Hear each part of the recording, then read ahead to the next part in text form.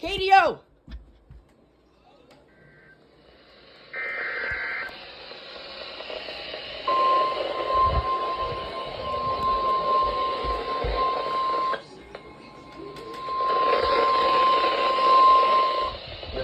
Weather Service in Cleveland has issued a special marine warning for near-shore waters from the islands Ohio to Willowich, Ohio. Open waters from the islands Ohio to Geneva on the Lake Ohio until 8 p.m. Eastern Daylight Time.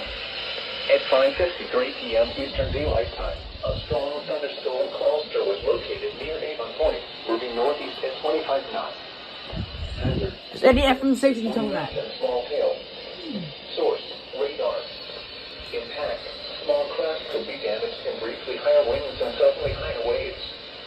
Locations impacted include Lorraine Harbor. Move to safe harbor immediately as gusty winds and high waves are expected.